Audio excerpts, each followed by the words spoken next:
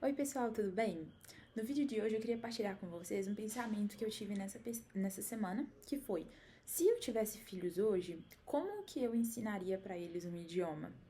E pensei isso, na verdade, mais com o inglês, mas eu creio que outro idioma aqui vai se beneficiar também dos meus pensamentos, das minhas dicas. E, bom, eu não tenho filhos, né? Então, claro que isso é um exercício de imaginação. Eu creio que se fosse na prática, eu iria sim alterar uma coisa ou outra, enfim. Mas eu creio que, de forma geral, seriam nessas linhas que eu vou partilhar aqui com vocês. Bom, o primeiro ponto que com certeza eu faria, assim, desde eles na minha barriga até pra sempre, eu certamente incluiria muita música em inglês mesmo. E isso pra mim, particularmente, não seria nem um pouco difícil, porque eu me beneficiei, inclusive, muito disso, graças ao meu pai. Desde que, assim, eu era bem criança mesmo, claro, antes mesmo de eu existir, né, o meu pai já gostava de escutar músicas internacionais, principalmente, assim, músicas dos anos 80, 90, enfim, e ele só seguiu com esse hábito, né, depois que eu nasci. E eu noto o quanto que isso foi benéfico, sabe? Tanto para eu aprender o inglês, mas também para eu gostar do inglês, que é algo muito importante, né? Tem muitas pessoas que têm resistência, um certo desgosto com aprender uma nova língua, um certo bloqueio, porque acha muito difícil, porque não gosta, porque seja o que for. E eu nunca cresci com esse bloqueio. Eu sempre cresci muito confortável mesmo com a ideia de um idioma distinto do meu e principalmente o inglês. E eu creio que em grande parte foi por causa disso, por causa do meu pai sempre colocando músicas internacionais em casa. E isso também é um outro ponto muito interessante que é, por causa disso, né, também, os meus pais, eles nunca tiveram vergonha de cantar. E hoje que eu trabalho como professora, nós sempre temos, eu sempre divido, os meus alunos, eles memorizam uma poesia todo mês, em inglês. Só que, na verdade, assim, no latim também eles memorizam um texto todo dia, só que às vezes eu peço para eles memorizarem uma música, ao invés de uma poesia. E é impressionante, porque tem muitos alunos que não cantam de jeito nenhum, sabe? Às vezes eu imploro para eles cantarem e eles não cantam, porque tem uma vergonha tremenda. E é desnecessário dizer aqui para vocês que esses mesmos alunos que têm vergonha de cantar são aqueles mesmos que têm vergonha de falar também em inglês. Então isso é uma situação bem interessante. E à medida que eu fui crescendo, os meus pais sempre cantaram em casa. Sabe, eu falo assim, gente, cantar de qualquer jeito mesmo, tá? Eles não são cantores profissionais, é mesmo o cantar do dia a dia, debaixo do chuveiro, enfim. Então, isso ajudou muito, porque eu cresci sem vergonha de cantar também. Então, assim, em qualquer lugar, qualquer hora eu canto. Enfim, também não sou cantora profissional, mas eu quero te dizer assim, essa falta de vergonha, essa boa falta de vergonha, sabe? De se expor, de se lançar mesmo pra falar, pra cantar, pra passar vergonha, pra aprender, pra tudo, sabe? Então isso me ajudou muito, muito mesmo. Então, sem sombra de dúvida, isso seria uma coisa que eu faria, assim, até sem pensar com os meus filhos. De colocar muita música, de cantar muito.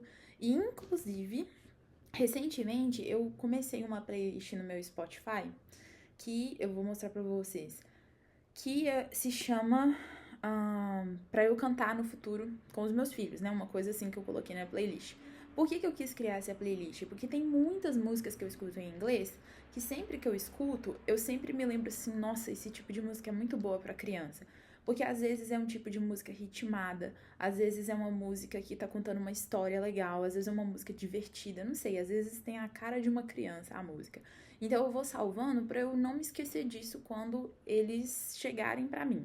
Então, por exemplo, eu vou falar algumas que tem aqui também em português, mas sei lá, eu coloquei Over the Rainbow do Mágico de Oz, True Colors do Strauss, um, Sleeping Through My Fingers do ABBA, Chiquitita do ABBA, Stay Awake da Mary Poppins, Amazing Grace do John Newton, enfim, são algumas das músicas que eu coloquei aqui, claro, tem outras também, mas todas essas são músicas que são assim, pra mim são a cara de criança, sabe? Por causa da melodia, por causa do ritmo, por causa da letra. Então, eu acho isso uma coisa muito legal. E outro ponto muito bom da música é porque a música você memoriza até sem querer, sabe? Se você escuta uma música muito, você vai memorizar, sabe? Não tem muita alternativa nesse sentido. E é interessante hoje na minha vida ver o reflexo dessa questão que eu tava falando da minha infância. Porque tem muitas músicas que hoje eu descobri o nome, o cantor e tudo, mas eu não me lembrava. Tipo, sabe aquelas músicas que você se esquece porque tem anos e anos que você não escuta e você nunca soube quem cantava e tudo? Pois é, eu tenho muito essa experiência por causa dessas músicas dos anos 80 e 90 do meu pai. E é interessante porque esse relembrar, né, esse despertar, ele tá associado exatamente com o quanto aquela música ficou guardada pra mim quando eu era criança, né? Então essa é disparada a minha dica número 1, com certeza. A minha dica número 2... Ah, não, calma. Na verdade, prolongando a dica número 1, vocês poderiam talvez se perguntar assim, nossa, mas até que idade eu faço isso? Ou eu sigo assim a vida inteira, né? Quando que entra um próximo estudo mais formal? Enfim. Então, eu penso de fazer, de não ter estudos formais com os meus filhos até os 7 anos, por volta dos 7 anos, 6, 7 anos, talvez 5, não sei, vai depender muito do filho. Mas a minha ideia é de até ali, no máximo nos 7 anos, de somente expô-los ao idioma. Então, de não explicar nada, sabe? Formalmente, a menos que eles me perguntem. Só que, ainda que eles me perguntassem algo que exige, por exemplo, uma explicação gramatical e tudo, eu ainda assim concederia para eles uma explicação que estivesse dentro do alcance deles. Então, vamos supor que eles me façam uma pergunta muito complexa, que eu sei que eles não estão preparados para entender a resposta, eu falaria com eles, né? Tipo assim, olha, ainda não tá no momento de você compreender isso, porém, eu posso te adiantar que isso daqui tem a ver com isso e tá querendo dizer isso. Daria ali uma explicaçãozinha básica, até mesmo para estimular mesmo a observação e a curiosidade deles nesse sentido, que é muito legal e que eu acho que vale muito a pena ser realmente instigada. E deixe-me ver. Depois, ali depois dos 7 anos, aí eu já começaria com um tipo de estudo mais formal mesmo. A primeira coisa que eu investiria com eles seria na compreensão fonética, no âmbito fonético mesmo, do estudo de uma língua. Como eles já teriam ficado ali 7 anos da vida deles escutando muito em inglês, e outra coisa. Enfim, eu tô misturando muito aqui as dicas, mas acho que vocês estão conseguindo entender. Outra coisa, além das músicas que eu faria, era conversar com eles em inglês. No seguinte sentido, eu tentaria fazer disso um momento meio que de curiosidade e de diversão. Até os 7 anos deles, eu acho que eu abordaria dessa forma. Então, por exemplo, vamos supor que eu estivesse ali cozinhando, fazendo um bolo. Eu acho que eu, tipo assim, literalmente do nada eu começaria a falar com eles em inglês, entendeu? E pra mim, enquanto professora, isso não é difícil, né? Eu sei que eu tô falando aqui, às vezes quem tá me escutando não sabe falar em inglês, né? Às vezes pode ser um pai, pode ser uma mãe que quer ensinar inglês, facilitar o inglês em casa pro seu filho, mas não sabe falar inglês. Então é claro que você não vai fazer isso que eu estou dizendo, mas se você domina o inglês, ou até mesmo se você tem um domínio básico do inglês, isso já vai servir, sabe? Pega uma situação ali aleatória e começa a falar com seu filho em inglês. Então, você pode avisar pro seu filho, né? Olha, hoje nós vamos fazer bolo de cenoura e nós vamos falar em inglês. No meu caso, eu falaria do nada mesmo. Por que eu falaria do nada? Para eles pararem de estranhar o idioma, entendeu? Para eles adquirirem aquele jogo de cintura do tipo, eu tô pronta pra falar em português e em inglês, se você começar a falar comigo em inglês do nada, eu nem vou notar, entendeu? De vencer esse estranhamento. Então, eu faria isso por causa disso. Agora, se você, por exemplo, tem um inglês básico, ou seja, o idioma que você quiser, você pode falar em português e no idioma, entendeu? Então, por exemplo, Maria Clara, eu não sei falar, mas eu sei os nomes dos vegetais, eu sei os nomes dos utensílios.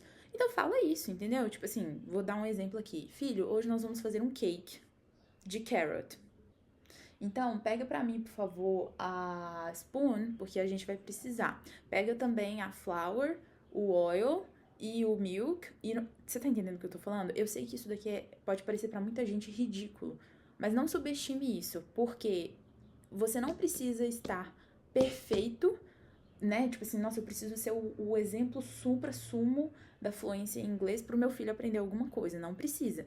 Principalmente se o seu filho não souber inglês, se o seu filho souber menos do que você já tá na vantagem, entendeu? Você só precisa de saber um pouco mais do que ele. Então, nesse sentido, se o seu filho não souber o idioma, só dele aprender esses vocábulos isolados já vai estar sendo lucro para ele. Só dele estar tendo esse contato de português em inglês, né? Esse embromation, só dele ter contato com isso já vai ajudá-lo pouco a pouco a vencer esse estranhamento. Só dele escutar músicas em inglês com você, isso vai ajudá-lo a vencer o estranhamento, a começar a identificar palavras. Isso acontece muito com os meus alunos, deles virarem e falar comigo, nossa, eu escutei essa palavra. O que ele tá querendo dizer? Então, você tá entendendo? Nada disso é em vão. Então, não tenha medo de começar com aquilo que você tem. E de ir melhorando a partir daquilo que você tem. E oxalá o seu filho te supere. E possa até te ajudar, entendeu? Então, assim, enfim, não se detenha. Depois, então eu certamente faria isso. Eu selecionaria alguns dias na semana, ou um dia na semana, para poder estar falando com eles assim em inglês do nada e vencendo esse estranhamento. É claro que no início, por exemplo, essa questão do bolo que eu falei, né? É claro que no início eles, né, estranhariam muito, tipo, nossa senhora, o que é carrot? Aí eu ia lá com eles, tipo assim, olha, pegue essa daqui, falaria com eles em inglês, né? Tipo, apontando, tipo, pega pra mim essa daqui, eu quero 3. Falaria assim com a mão. Tudo isso em inglês, entendeu? Pra eles irem entendendo. Então, isso é super possível.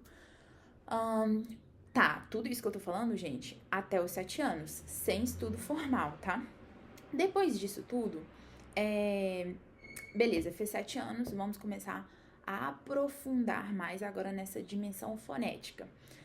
Bom, como eles já escutaram muito inglês e provavelmente eles já vão ter vencido estranhamento, já vão ter aprendido um tanto de palavras, vão às vezes até conseguir cantar ali algumas músicas bem e tudo, eles já vão ter um inglês muito bom, se vocês pararem para pensar, aos 7 anos. Eles já vão ter uma preparação do terreno, vamos dizer assim, muito boa, uma terra muito fértil, para que no início dos estudos formais eles possam receber tudo aquilo com muito mais tranquilidade, sem sombra de dúvida.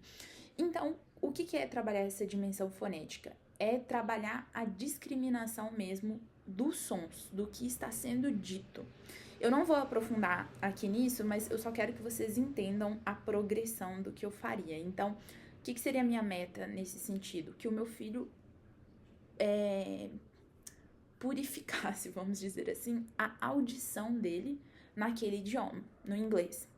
Então, eu quero que ele agora consiga entender cada palavra que eu estou dizendo. E entender aqui não é no sentido de, eu sei o que todas essas palavras significam. Não, mas é no sentido dele entender, por exemplo, que eu falei 4 palavras.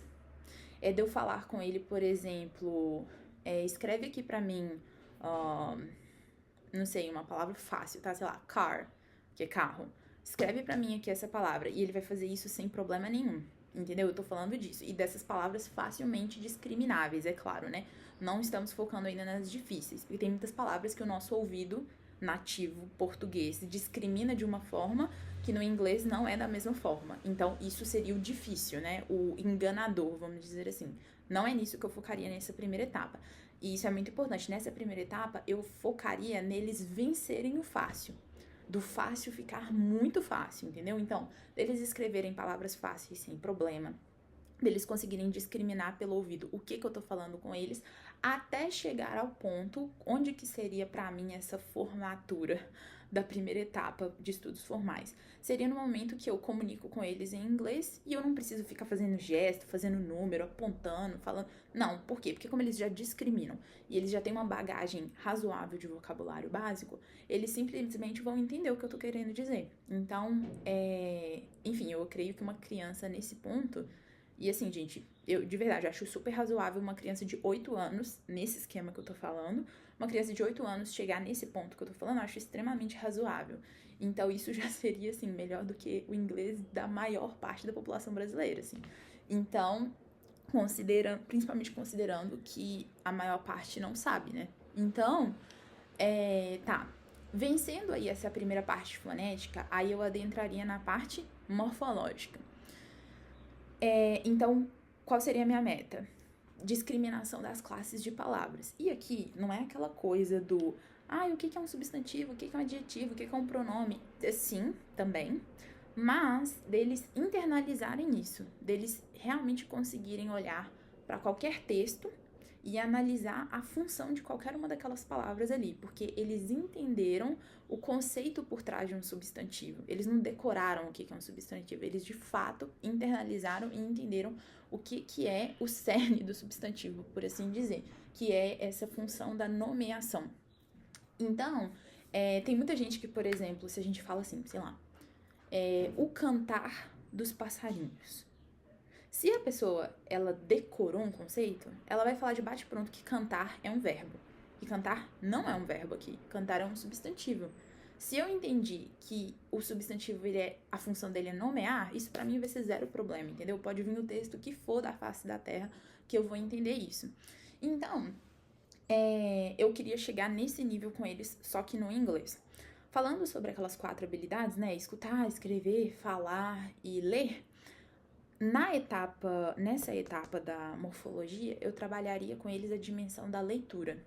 Na anterior, eu estava trabalhando com mais foco a da escuta. Agora, eu trabalharia a da leitura. Então, o pronunciar bem, o pronunciar de forma limpa. Então, esse seria o meu principal foco. Como que eu faria isso? Lendo muito.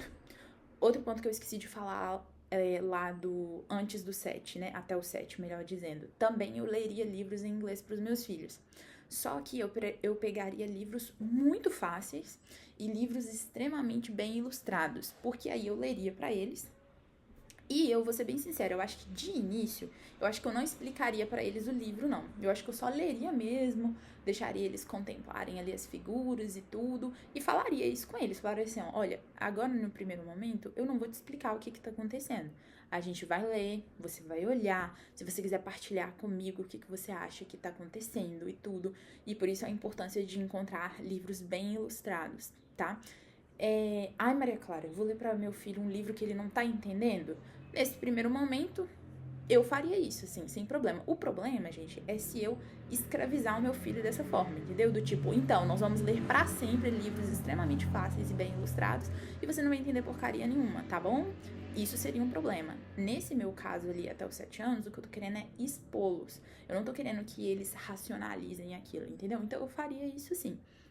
E à medida que eles forem, né, se interessando e tudo, eu posso até tentar alguns livros um pouco mais complexos. Mas, inicialmente, eu me manteria assim. Aí tá, chegando nessa segunda etapa que eu falei da leitura, agora sim é a hora da gente se aventurar em leituras buscando a racionalização. Inclusive, nesse sentido, talvez seja até interessante pegar os livros que eles leram na época irracional e reler agora que eles estão estudando. Isso pode ser até uma experiência bem interessante de comparação, né? Do antes e do depois, agora que eles têm esse domínio, esse estudo formal, esse domínio da razão. Então, isso se eles já não tiverem entendido até o 7, tá? Que eu acho que é o mais provável que vai acontecer. E aí, que tipo de literatura que eu sugiro nesse sentido? Eu gosto muito de ler com os meus alunos nessa fase as fábulas de Esopo. Que, inclusive, gente, eu fiquei chocada, porque eu achava que as fábulas de Esopo eram, tipo assim, sei lá, 30 fábulas no máximo. Mas, gente, assim, são muitas fábulas. Eu não sei dizer qual que é o número, mas eu chutaria que tem 100 ou mais de 100, assim, sabe? Então, ou perto de 100. Mas são muitas, muitas, muitas, muitas mesmo. Então, outra coisa também que é muito interessante é que os materiais em inglês, de forma geral, assim, não tanto para estudo do inglês, mas os materiais em inglês geralmente são muito mais bonitos, elaborados e variados do que a gente tem hoje no nosso mercado brasileiro. Então, por exemplo, as fábulas de Esopo, eu leio por um site governamental dos Estados Unidos. Eu esqueci qual que é o nome, mas ele é governamental porque vem lá o .gov, sabe? E assim, as fábulas são lindas, lindas mesmo. Então, eu não vou procurar aqui pra mostrar pra vocês não, mas se vocês tiverem curiosidade, só joga aí fábulas de Esopo em inglês na internet que vai aparecer facilmente. Então, nós encontramos muito material de qualidade em inglês pra gente trabalhar. com as crianças, sabe? Então, outro exemplo aqui que vale super a pena falar também. Nessa semana agora eu tava estudando com os meus alunos, com 2 alunos meus, eles são irmãos, e eu vi atrás deles um quadro que, se vocês não conhecem, pesquisem na internet, chama Trindade, esse quadro do Andrei Rublev, que foi um russo. É um ícone da Santíssima Trindade que é, assim, incrível. Assim, é uma fonte inesgotável de ensinamento aquele quadro, vocês não estão entendendo. Se vocês não conhecem o significado desse quadro, pesquisem. Muito, muito, muito, muito interessante. E os meninos ficaram, assim, fascinados com a história, amaram. E aí eu tive uma ideia. Falei assim, gente, já que eles amaram, gostaram tanto e tudo, vamos fazer uma sessão de aulas sobre iconografia? Beleza, fui pesquisar, né, em inglês e encontrei um canal de um britânico que fala só sobre arte bizantina. Gente, vocês não estão entendendo, assim, a pronúncia do cara maravilhosa, a edição do vídeo, a explicação, tudo impecável, sabe? Que, assim, não sei se existe tal qualidade em algum conteúdo do YouTube no Brasil, sabe? Não sei dizer, posso estar sendo injusta. Mas, assim, o fato é que a gente tem muito material legal em inglês pra gente consumir. E você, por exemplo, que é pai, que é mãe, nossa, não sei inglês. Sem problema. Pega o que você tem aí na sua casa. Então, por exemplo, a gente tem aqui em casa uma estampa do quadro X. Tá, você sabe o nome do quadro em português. Traduz lá no Google Tradutor mesmo, joga na internet o nome em inglês, joga no YouTube que você vai descobrir um tanto de coisa. E o YouTube, por exemplo, você pode assistir legendado em português. Então, assim, gente, realmente, pra quem quer, não tem desculpa. Eu sei que para aqueles que são pais e que não sabem inglês, deve ser certamente mais desafiador. E mesmo aqueles que sabem inglês, não necessariamente são professores, né? Então, eles não têm a obrigação de necessariamente nascer sabendo sobre tudo. Então, eu entendo que possa ser desafiador, mas o que vocês precisam nesse caso é só de um conselho, né? É só de uma ajuda, de onde eu posso encontrar tal material. Nesse sentido, assim, se vocês quiserem, podem me mandar e-mail. Meu e-mail sempre fica aqui no box de descrição, que eu respondo, dou sugestões. Vocês podem procurar também professores de confiança de vocês, amigos que saibam inglês, enfim, sabe? Se vocês tiverem um bom conselho, eu acho que isso basta para poder começar com esse trabalho de idiomas com os filhos de vocês, e sempre saber que, gente, a gente começa de um jeito, mas se a gente insiste, vai ficando cada vez melhor. Então, não queira começar perfeito, porque isso provavelmente não vai acontecer, porque não é o que acontece com a maioria das pessoas, para não dizer que não acontece com nenhuma mesmo. E aí, vencendo essa segunda etapa, a terceira etapa para mim seria o enfoque na escrita e o enfoque na sintaxe e estilística ao mesmo tempo. Então, obviamente, como que... Eu não vou entrar nesse mérito do como eu faço as aulas, mas é claro que as poesias vão ficando mais difíceis, né? A complexidade sintática e estilística vai ficando mais difícil, porque a capacidade deles vai aumentando, então você vai desafiando mais. Mas essa seria a última etapa. E onde que entra a fala? A fala tá em tudo, do começo ao fim.